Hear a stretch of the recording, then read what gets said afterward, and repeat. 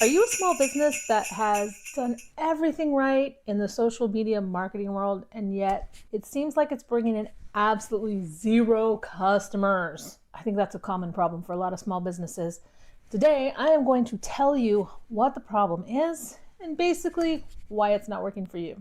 In case you guys don't know me already, my name is Erica T. Barton, and I am a market and financial feasibility researcher, which is just a fancy way of saying that I study business models and what makes them successful. I've been doing it for over 20 years, and I have so much information in my head, it hurts. Currently, I am in the middle of a 30-day YouTube challenge to post a video every day on YouTube for 30 days about how to make small businesses thrive instead of just survive. And today is day 26. I am so close.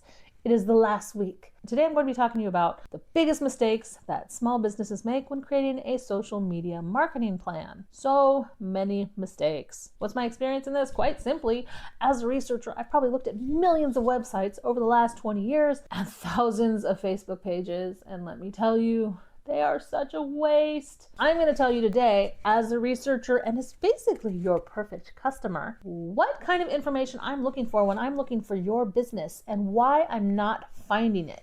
Not only am I going to tell you what I'm looking for, but I'm going to tell you how to make your social media marketing strategy better so that I can find you instead of hunting you down. And that way I'd be more likely to come to your business because that's really what you want. You want your customers to be able to find you. Then I'm going to also help you make a social media marketing plan so that if you do use social media marketing, it's actually successful and not a useless, dead Facebook page, which I absolutely hate. I don't bother with LinkedIn or Pinterest because usually that information is fairly hard to access unless you already have a membership to those sites.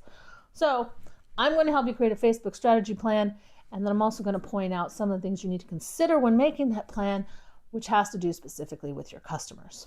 The problem that I see most small businesses making when I'm doing a research project is that they focus their marketing on the wrong things. They do not create a complete social media marketing plan that will actually help their business. They also completely forget about the search engines that will actually get customers in the door. And of course, if you're a service business and you're actually going to them versus them coming to you, it's the same thing.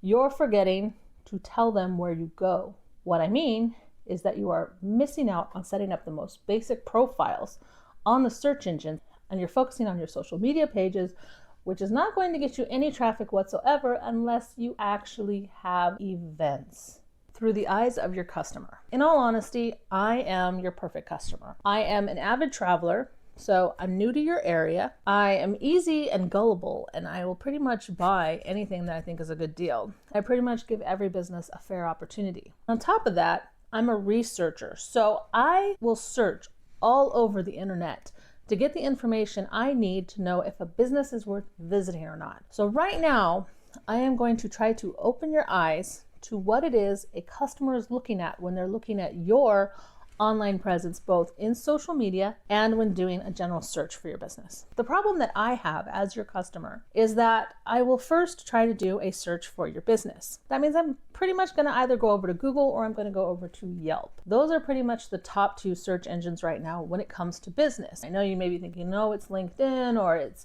Yahoo or whatever. Actually, Yelp has set up a really good system of reviewing businesses, as has Google. Yellow Pages, not so much. I stopped using Yellow Pages a long time ago, and I'm a researcher. I stick to the best tools that are out there when it comes to finding a business. In all honesty, Google is my favorite. I like Google because Google will automatically prompt customers for reviews whenever it figures out that they've been to that business. How does it figure out that they've been to that business? Well, if they've downloaded Google Maps, then Google Maps basically pings back and forth between their satellite, and their big business data algorithms pick it up and crunches it into all of the different places that they have, which includes things like Google reviews and Google Map data, things like that. So Google gathers all of that data and will create all kinds of different reports for all of their different apps to try to get even more information. As a customer, the first place I go to is either Google or Yelp to find out what businesses are in the area, especially for what I'm looking for. If you haven't gone to claim either of your profiles on those search engines, well, then somebody else can. And if they don't,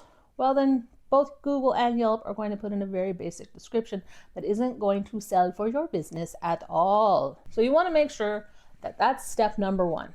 Go to Google Business Profile and fill out that information, and then go to Yelp and fill out their information. In all honesty, I like this video right here by Wes McDowell about how to set up your local SEO with Google Business Profiles. I recommend you watch that video next, even though it's not one of mine. If you wanted to actually have a social media marketing plan for your business that's successful, then what you actually need to do is have events for your business. What kind of events can you have for your business? Now, if you're a nightclub, this is easy. Nightclubs do really well on Facebook because they're always having events going on. There's always some band, some concert. That's not necessarily the case for restaurants or service businesses or even retail, or is it? Don't forget, every year we have tons of holidays. Not only that, if you're in the retail industry, you have tons of sales. If you're in the service industry, let's say you are in construction, one of the things that you can put up on your site is before and after pictures. People love that. It is a great way to market your business. As for restaurants, you can do events at your restaurants. Things for the holidays like Valentine's Day specials, packages for couples or families. You want to put your advertisements on your Facebook page and you want to do it at least once a month. That way if somebody comes to your page, they see that, yeah, this business is still active. On top of that, if you do have any social media sites, you want to put as much information as possible in them. The last thing I want you to remember about setting up your social media marketing plan is who are your customer demographics. I've talked about demographics in other videos. I've talked about psychographics in other videos. I've talked about knowing who your customer is because of who lives in your area and knowing who your customer is because they walk through the door. I've also talked about how you can figure out who your customer is based on who the end user of your product is.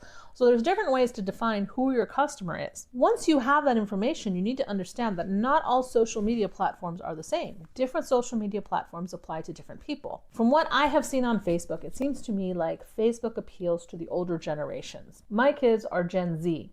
They will have nothing to do with Facebook whatsoever. My younger sister is a millennial. She will get on it sporadically, and then when she does get on it, she will full on blast things and then just disappear for months. For me, I'm Gen X. I'm not on it all the time just because I feel like it's like high school and I'm just not that into all of the posts that are on there. I'll get on there for when I'm marketing things occasionally, when I'm asking the people that I have as friends on there for their advice, or if I just want to share things with them, but I'm not on there all the time. I feel like out of everybody I've talked to, it's the baby boomers who are having the most fun with it. They're sharing the most, they're talking the most. My mom and my aunt are on it all the time. It's a great way for them to stay connected. But it seems to me like it may be lost to the younger generations because the younger generations have shorter attention span. I'm not saying that's a bad thing. I actually published an article with my research client many years ago about what Gen Zers were. Gen Zers are the generation that is best at multitasking. They've got so many different devices that they're using simultaneously to access all kinds of information. I don't know about you. My kids have a laptop, a cell phone, a tablet. They have the Nintendo Switch. They have so many different things that they're using constantly. And so their attention span is different from the beginning because they're being trained from a very young age to access all of these different devices. So for the younger generations, things like TikTok and Instagram are much more attractive to them because they are basically shorter videos. The older generations are also jumping onto the shorts and the reels and the TikTok and stuff like that. My mom is also on Instagram quite a bit because she also enjoys the shorter ones.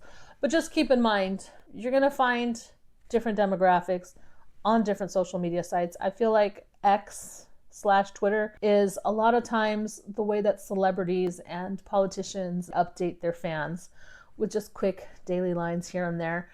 And that's for people who want to be in the know at all times. So I think that applies to a larger group of people, but they're all on there looking for different things. Keep that in mind when you are making your social media plan, that you also want to take into consideration what the age demographic is of the customers coming in your door, buying your products, and then pick the social media sites that they're most attracted to. Don't waste your time on all social media sites unless you have a social media manager. The social media marketing plan for businesses. Here's the thing that I would say about social media marketing for businesses that I think all businesses miss out on. It's not something that we actually consider. But I've been learning since being on YouTube that YouTube is actually the #1 social media site in the world.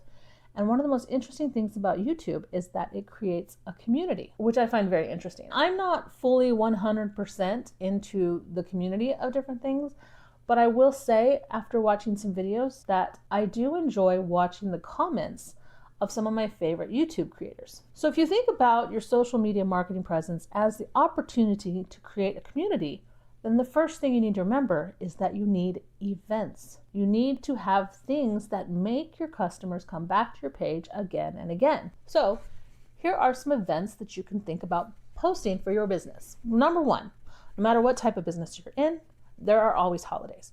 Every single holiday that comes up, you should be posting something on your pages, whether it's Facebook, Pinterest, TikTok, whatever.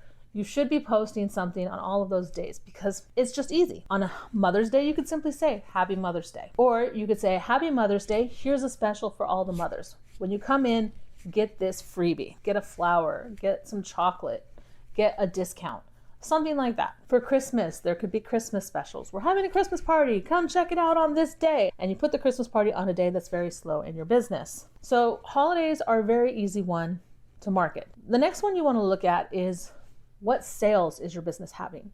Once a month, you should be posting some type of sale, whether it's a sale for everything in your business or a sale for a particular product or service. This is a great way to keep your page fresh and active. The next thing you need to think about is, since it's a community, you can actually post questions to your community page and see if you can get customers talking about things or customers signing up for events. For restaurants, it's pretty easy. Once a month, you would go in and say, hey, here is the chef special of the month, and we are doing a discount on it, 25% off. Come in, try it out. Or you know what? This is a freebie that we're giving with every meal. If you want to check out this new chef special, we would love your feedback. And then when they come in and they try it, ask them to post on your Facebook page because that'll help you out. What you could do if you're in retail is, let's say you're selling clothes. You could have your employees pose in an outfit once a week or once a month or whenever it is that you get new items in and say, hey, check out the new outfit of the month.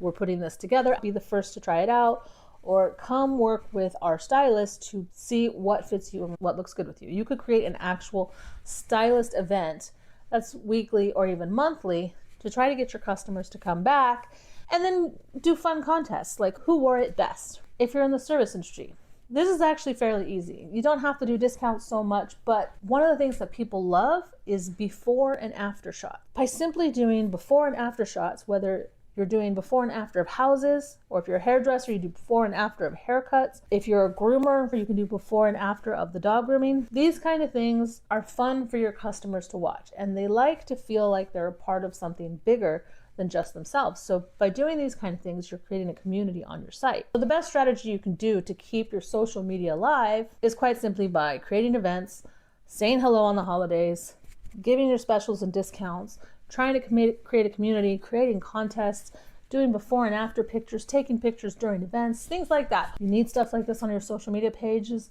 Otherwise, they're just going to die. The recap. So just to say that all again really quickly. For somebody like me to find you, your perfect ideal customer, what you need to do is you need to make sure that you have claimed your Google profile page, claim your Yelp page, and any other business directory pages that you feel you need. Only once you've done that, then go over to your social media pages and start setting those up. And that's simply because people can look at stuff on your social media pages, they can get excited by your social media pages, but if they try to find you and there's no good information on your local search engine pages, they're gonna talk themselves out of coming to see you. Make sure you claim those local search engine pages first, and then go to your social media marketing and keep it active. If you let it die, it's a complete waste of your time, and you might as well just delete it. Because if there's nothing going on your page, people are going to think your business is dead, and they're not going to follow your page over to your business anyway. Customer question of the day. Okay, guys, now I want you to pretend you're a customer because, you know, you've been one at some point. And the question of the day for you as a customer is, have you ever actually followed a social media page over to a business? And if yes, what was it and why? Put your answer in the comments below so that you can help some small business owners out. If you found this information helpful, please hit that like and share button. If you want more information on how to take your small business to the next level, make sure you hit that subscribe button, and please leave me a comment. I would love to talk with you. Tomorrow, I am going to be focusing on another trendy topic that YouTube says that people want to know about. So come back tomorrow to see what that video is. Thank you guys for watching. See you tomorrow, and ciao!